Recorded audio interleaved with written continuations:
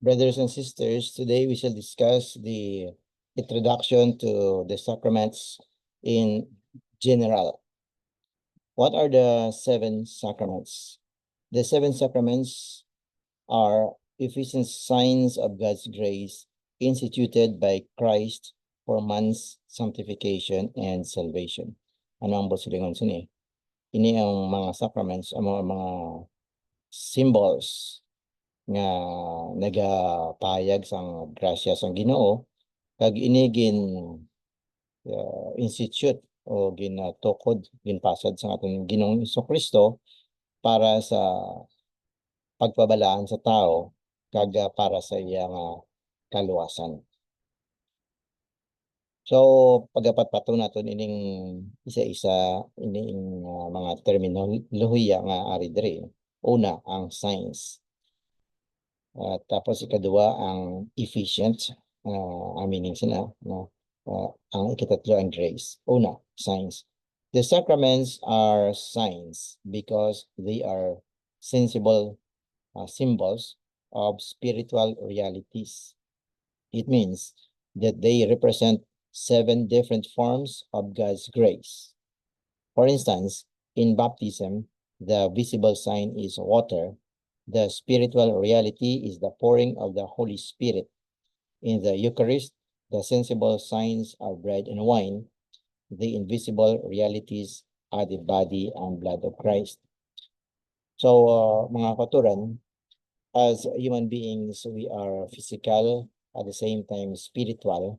As physical, we depend on the things we see, we hear, or mahikap naton, or we depend on the 5 senses. Kag ang mga senses ngani can be contacted, can realize something through symbols, no? Sa sacraments, may mga symbols nga ginagamit. For example, in baptism, there is the pouring of water. Ano ang realidad nga ginadala sini? Nga mo ang paghugas naton sa mga sala kag pag pour out man sang Holy Spirit, ang Espiritu Santo. Sa Eucharistia o sa misa, may 2 ka signs dra nga ginagamit, nga mo ang bread and wine, ang tinapay kag ang bino. Pero ang invisible reality or ang ginapatumod nila amo ang the body and blood of Christ, because the bread is turned into the body of Christ and the wine is turned into the blood of Christ. When Christ said, "This is my body and this is my blood," which the priest does in the sacrament of the Holy Eucharist. Ang ikaduha nga terminolohiya nga aton nga ginapanginguhaan nga patpaton diri amo ang the word efficient. The sacraments are efficient as opposed to ineffectivity, because they actualize the spiritual reality they represent. Statues and crucifixes are inefficient signs because they do not make present what they symbolize, whereas the 7 sacraments produce the sacred effects of what they represent. Confirmation, being efficient, actually imparts the Holy Spirit, and penance or reconciliation or confession really forgives sins. Ang botsilingon sang word nga efficient, effective, or it means they actualize the reality they represent. For example, ini ang seven sacraments. Ang confirmation, halimbawa, being efficient actually imparts the Holy Spirit kay ang tao ginahimo nga firm, gina-confirm by the power of the Holy Spirit. So the oil used in confirmation ga symbolize na sing strength and power, or the anointing of the Holy Spirit. So it is efficient because it gives the Holy Spirit. And penance, ang words dira sang pari nga, I forgive you in the name of the Father and of the Son and of the Holy Spirit, are efficient to really forgive sins, because God forgives sins directly. At the same time, God forgives sins using the instrumentality of the priest. Ang ikatatlo nga pulong nga itong nga pagpatpaton mga kauturan, amoy na yung word nga grace. The sacrament or the sacraments transmit the divine grace or the love of God, which is either sanctifying or sacramental.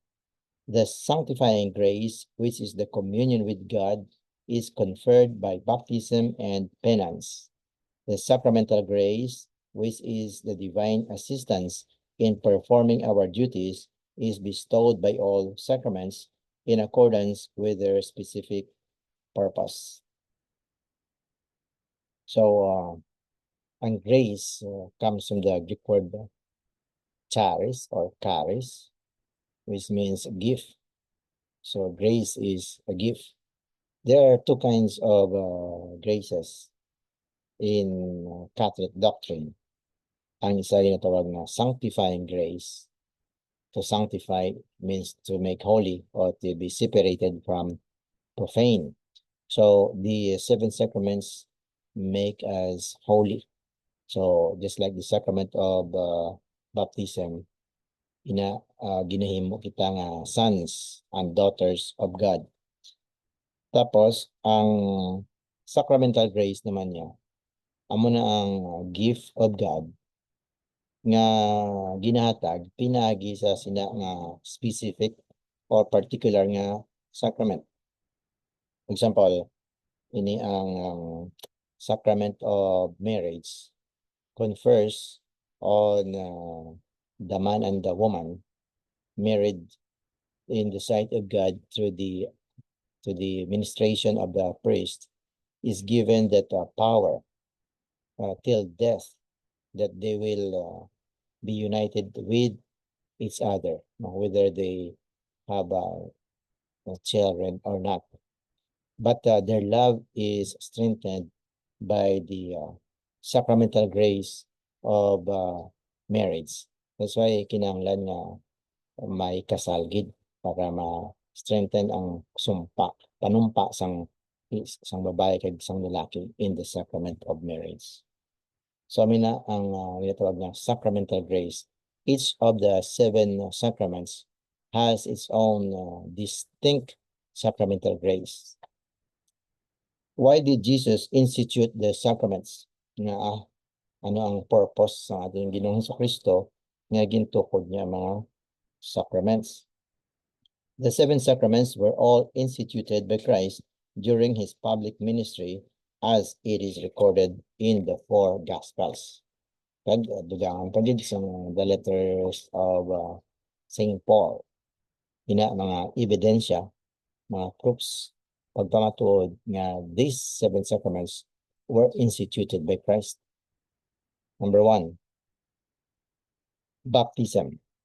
It was commissioned before the ascension when Jesus commanded mga kauturan, hindi suggestion, commanded his apostles, go therefore and make disciples of all nations, baptizing them in the name of the Father and of the Son and of the Holy Spirit. Matthew chapter 28 verse 19. So, siling sa atong Ginoong Kristo, lakat kamo kag himuha mga disipulo ang mga nasyon, kag bautisuhan niyo sila sa ngalan sa Amay, sa Anak kag sa Espiritu Santo. Number two, the sacrament of confirmation. It was initiated after the resurrection, when the risen Lord breathed on the disciples gathered in the cenacle, or dito bless doog sang Last Supper, and said, as the Father has sent me, so I send you. Receive the Holy Spirit. John chapter 20, verses 21 and 22. Post-resurrection nga event na ni mga katuran nga nagtuhaw ang atong Ginoong Hesukristo sa tunga sa mga apostoles kag ginsiling niya receive the Holy Spirit. So the Holy Spirit is a person nga padala sa atong Ginoong Hesukristo kag sang Amay agod sa pag-strengthen sa mga apostoles kag pag-strengthen man sa aton kay the Holy Spirit is the person attributed for our sanctification, while the Father is the person attributed for creation, and the Son, Jesus Christ, is attributed for salvation. Number 3, Eucharist. It was instituted during the Last Supper when Christ took bread and wine and proclaimed, "This is my body, which will be given for you. Do this in memory of me. This chalice is the new covenant in my blood, which will be shed for you." Luke chapter 22, verses 18 to 19. So in the Last Supper, Jesus Christ instituted the New Testament. Kung New Testament ini, ang Old Testament na repeal, ginbago na. Ang New Testament ngayon gin pamatud-an sang mga pinaagi sa iya nga lawas kag dugo. Amo na ang ritual sa Old Testament sa Exodus. Ang covenant between God and man gin-seal through the blood, the body and blood of animals. Tapos there was communion in kaon sa mga tao. Pero sa New Testament, the covenant or the agreement between God and man is confirmed by the body and blood of Jesus Christ kag aton ginapartake as part of our communion and part of our acceptance of that covenant. Amo na ni New Covenant, amo na ni ang New Testament. Testament pagpamatuod sa aton Ginoong Hesukristo, ginpamatuod niya pinagi sa iya nga lawas kag dugo.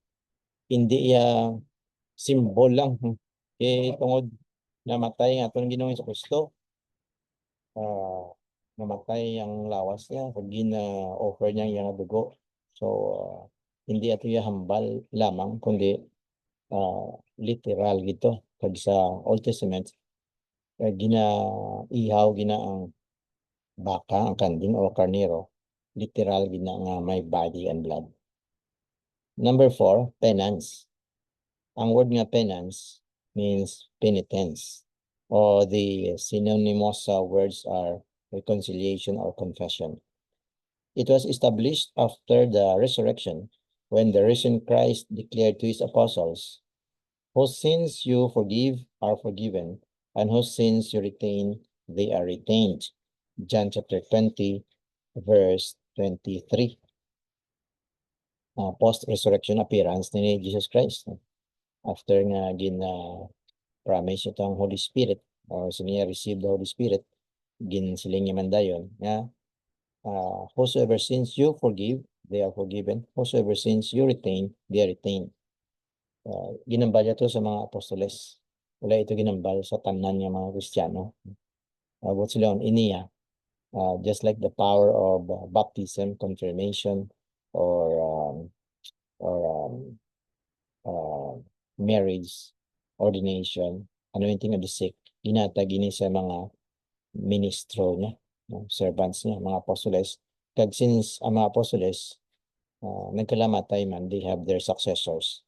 They being offerers of the body and blood, not anymore of animals, but of Jesus Christ. They are priests. Kaya ang priest man lang offer sa Ginoo sang body and blood of animals. This time in the New Testament, body and blood of Christ. So mga priest man. So at the same time, sila may power to forgive sins. Whosoever sins you forgive are forgiven, and whose sins you retain, they are retained. Busilingon, ang positive nga power that they can forgive sins. But ang negative that if they don't forgive sins, those sins are not forgiven. So power ginaya mga kauturan rendered on the apostles and their successors. Number 5, ordination. It was created during the Last Supper when Jesus, having consecrated the bread and the wine, appointed his apostles in these words, "Do this in memory of me." Luke chapter 22, verse 19. Let us remember, mga kauturan, nga sa Last Supper, 12 ka apostoles ang ato dito. Wala sing babae dito. Wala sing bata. No?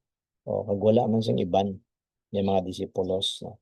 So, ini ang power of priesthood or ordination to the priesthood ginhatag sa aton Ginoong Hesukristo sa mga apostoles. According to Hebrews chapter 5, Jesus Christ is a high priest. Being high priest, may mga kaupdanan na siya mga priests man. Amo ni sa New Testament, Jesus Christ is the high priest. Kag ang mga apostoles, kag mga successors nila, amo ni mga priests man, no? Kay siling ni Jesus Christ, "Do this in memory of me." I-offer nyo ang bread and wine, make it my body and blood, and offer it to God. The one who offers the sacrifice of body and blood sa Old Testament of animals, sa New Testament, the body and blood of Christ is a priest. So amo na, may ordination nga natabo sa Last Supper. Number 6, matrimony or ang kasal.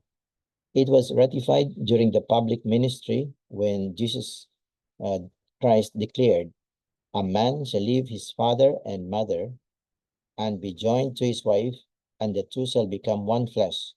Therefore, what God has joined together, no human being must separate." Mark chapter 10, verses 7 to 9. Gina-refer sa atong Ginoong Kristo ang word sa Genesis. Kaya niya ang Bible, mga kauturan, wala niya conflict. But this is the whole word of God nga consistent siya. No? May promises sa Old Testament, may fulfillment sa New Testament or perfection sa New Testament. Ginsiling ni sa Kristo, ang man or ang lalaki, bayaan niyang iya nanay kay tatay, kag mag-upod sa iyang asawa, kag sila mangin isa sa sacrament of marriage.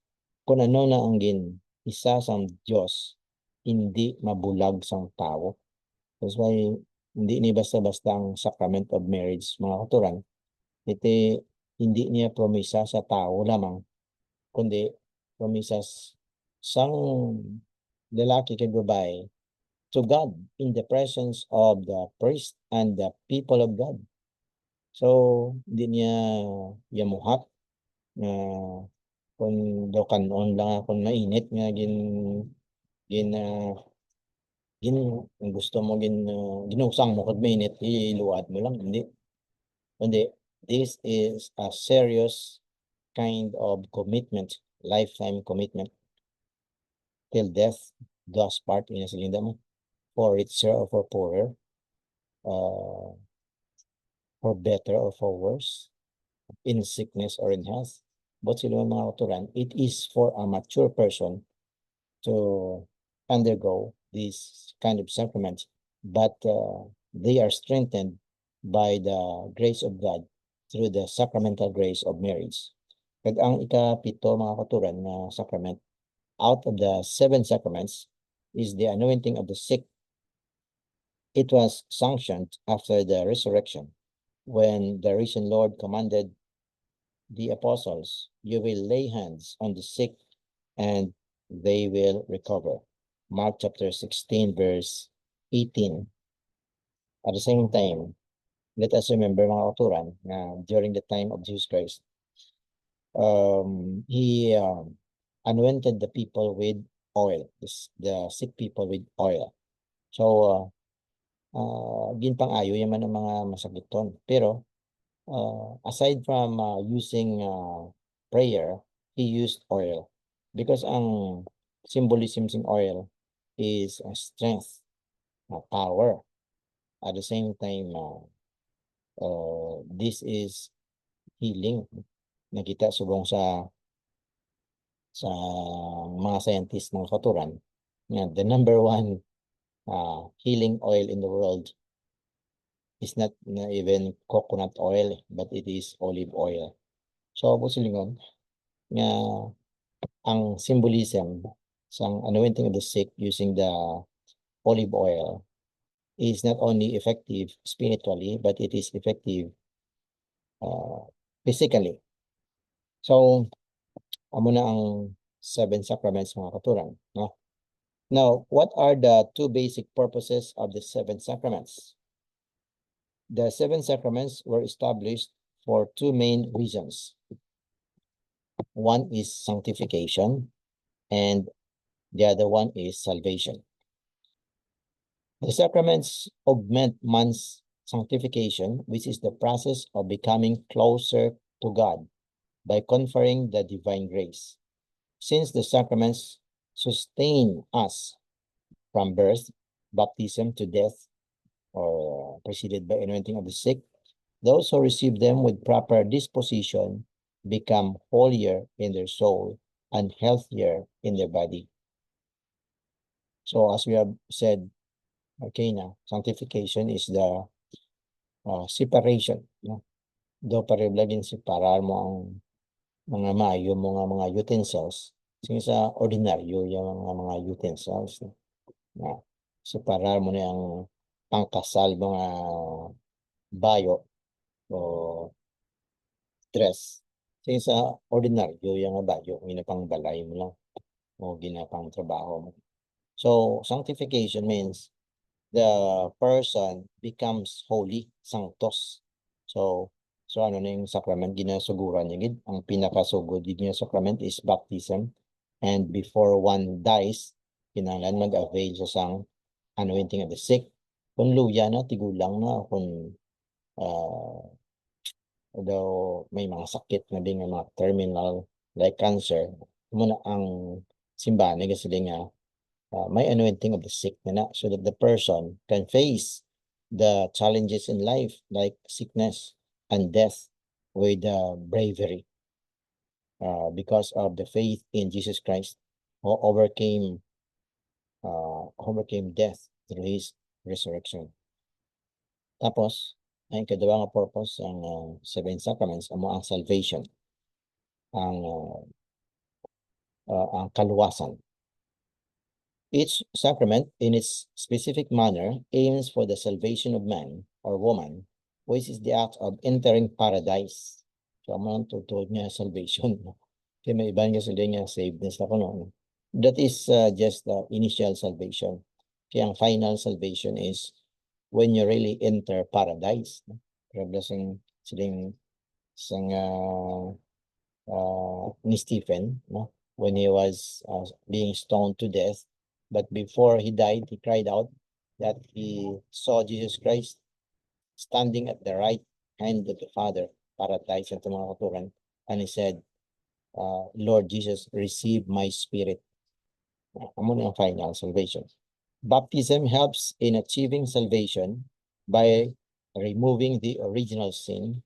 Ano yung original sin? Ang sala, mga pagtalikod ni Adan kag ni Eva sa Ginoo. That's why sa pagbaptay sa isa ka bata through the faith of the parents, this enmity from pagtalikod ni Adan kag ni Eva nga na-inherit nila, no? Iti sila representative sang whole human race. Gin panumbalik ni sa baptism and we become children of God once again. So original sin is taken away. Confirmation by granting the Holy Spirit, the Eucharist by providing Jesus's body and blood, penance by forgiving the actual sins, ordination by perpetuating Christ's priesthood, matrimony by consolidating the Christian family, and anointing of the sick by predisposing for the final journey. So ining 7 sacraments ni mga katuran, they are disposed for our salvation. Di masaling ang Holy Eucharist. Holy Eucharist is our spiritual food that will sustain us in our travel from this life to the life eternal. Ini ang marriage. Ano ka masave sa marriage, no? Ang marriage, mga katuran, ang purpose niya is also salvation of the husband and wife and their children or their offspring. Hindi lang na sila niya pagpadamo lang or pagpa-successful lang. Nanging engineer, nanging abogado, nanging doctor or nurse. Hindi lang. Nubo niya klase pananaw. Ang tanawan niya is the long range eternal salvation na ginapangitada. Tining sacraments niya, they help us in our salvation. What are the 3 essential elements of each sacrament? The 3 essential elements of each sacrament are the following. 1, minister. 2, matter. 3, form. Papatonto ni sa isa mga katuran. Una, minister. He is the person administering the sacrament. For instance, the minister of the Eucharist is the priest. Those of matrimony are the spouses. No? So usually sa mga sacraments ni priest ang ga-administer. No? Minister sila sa Ginoo. Pero when it comes sa matrimony, amo ning katingalahan din. No? The priest is a witness. Ang husband and wife amo ya ang minister. Pero sa pero sa ordination ang minister is the bishop. Ang priest hindi pwede mag-ordain sa another priest. So muna siya. Number 2, matter. Matter is the sensible element used for the sacrament. For example, the matter of penance is the confession of all mortal sins. That of ordination, the laying of hands. Sa baptism, water. Sa anointing of the sick, olive oil. So, munang matter. Material bla. Pero beyond this matter, there is the spiritual reality. Kaya kung matter lang yung tubig, ginainom mo lang na. Pero kung tubig yung ginhimo sa ginabuo siya aton sa baptism, it becomes a spiritual thing for our salvation. So, sa confession, ang matter, the quasi matter, no? hindi makita mo, the confession of all mortal sins, kag venial sins. Confess na. And then, number 3, the form. It is the formula used to celebrate the sacraments, such as in baptism, ang formula mo nga, I baptize you in the name of the Father, and of the Son, and of the Holy Spirit. Amo naging siling sa atong Ginoong Kristo sa Matthew chapter 28, verse 19. May mga ibang subong ng mga religion. Nila pag-baptize, sabi, I baptize you in the name of Christ. I baptize you in the name of the Lord. Or mas sabi, you are baptized in the name of the Holy Spirit. Ang formula sina mga katuran, mali. The parehoblasang formula sing water, kundi H2O, 2 atoms of hydrogen and 1 atom of oxygen. Tiginin mo muna karon niya nga H2O2 at ilain na yung klase nga formula mga katuran, no? Ang formula ang command ni Jesus Christ sa Matthew 28 verse 19. Go therefore and make disciples of all nations, baptizing them in the name of the Father and of the Son and of the Holy Spirit. So formula no. So kada sacrament may formula na ginagamit ang simbahan based on the Bible. And the church being guided by the Holy Spirit, hindi gid magkamali mga katuran sa paghimo sinasang formula. So sa sacraments may 3 ka essential elements: the minister, the matter, and the form. Oh. So amo na nga may mga kaparian kita nga sila ang ga-ministers na sa sa continuation sang the people of God or the church. What is the meaning of the statement ex opere operato? The Latin maxim ex opere operato translated, which means by the deed performed, signifies that the sacraments are efficient in themselves, subsisting the validity of the minister, matter, and form, notwithstanding the personal disposition of the celebrant. Since he celebrates in persona Christi, meaning in the person of Christ, the sacraments are valid even if he is not in the state of grace. Ano? Bot silingon sinima kuturan. Ex opere operato, meaning to say the sacrament is effective by itself. Daw pareho na sang mas gabi gaylanat ka. Inom kasing paracetamol para mag bugnaw imong lawas, hindi mag-init na. Madula ang fever. So whether it is or by itself, no, the medicine works efficiently.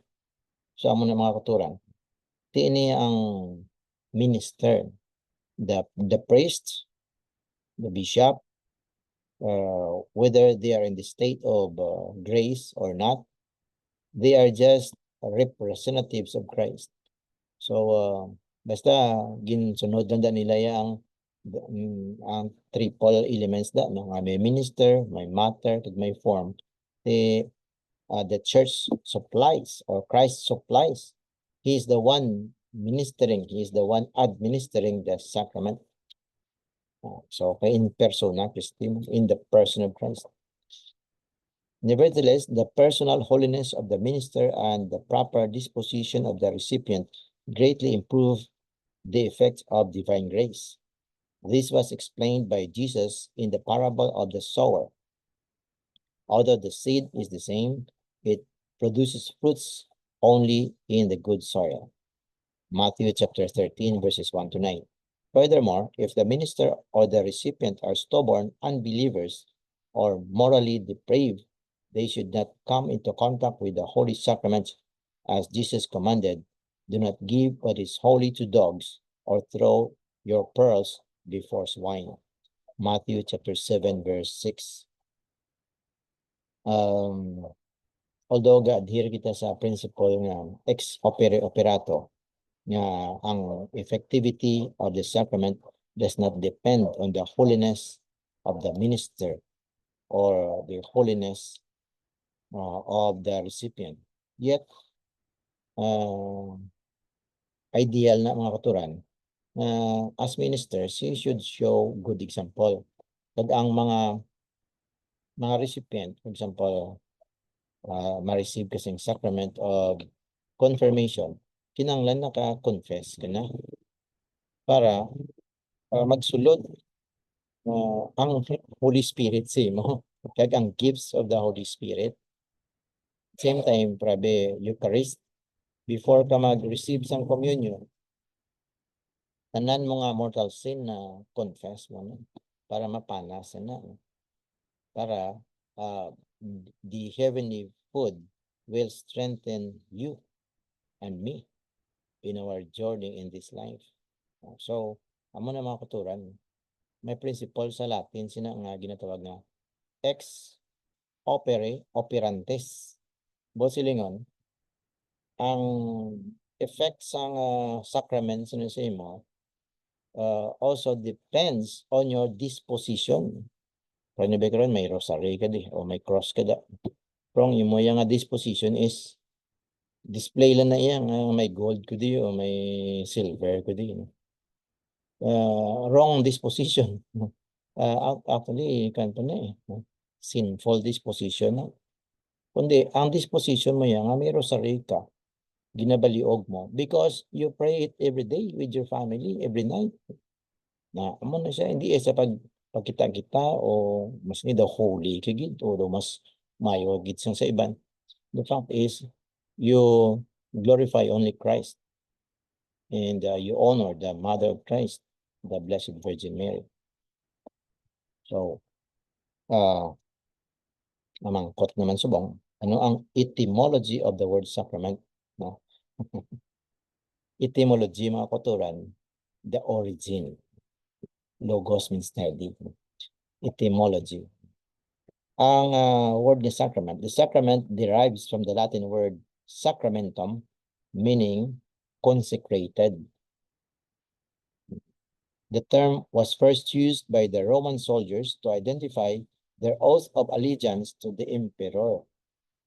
Sacramentum na, promesa mo na, oath mo na mo. No? Promesa mo na, no? And it was later adopted by the Christians to signify their spiritual consecration to Christ. The Greek sacrament and the Greek translation of sacrament is mysterium or mystery, intended as sacred rite. May mga mysteries na sinuna mo, mga pagan na mystery religion. May sacred rite na sila, no? Kung sa aton ba sa mga babaylan, may mga ihaw-ihaw sing itom nga manok o puti nga baboy. Di ritual naman sila, no? Nga kung hindi ka da careful, pag kung nagparticipar ka man da, nagparticipar ka da sa ritual sa mga masli naton, hindi pareho sa aton, no? Mga engkanto, which are there to destroy our souls and our lives. So, the word sacrament is also meant to be a sacred rite. Thus, the seven sacraments or the seven mysteries are the sacred rites that consecrate us to Christ. So, what are the three sacraments of initiation? Ano ang natawag na baptism, confirmation, and Eucharist. They are called the sacraments of Christian initiation because they lay the foundations of the Christian life. Baptism removes the original sin, grants divine adoption, and incorporates into the church. Confirmation confers the Holy Spirit and makes us soldiers of Christ. The Eucharist bestows the body and blood of our Lord. So, hindi lang kita na yung mga katuran. Pag kabay pa nga madamo kita nga nabalan, pag bendisyonan kita sa Ginoo, sa aton pagpangabuhi na Kristiyano nga Katoliko. Sa ngalan sa Ama, sa Anak, sa Espiritu Santo. Amen.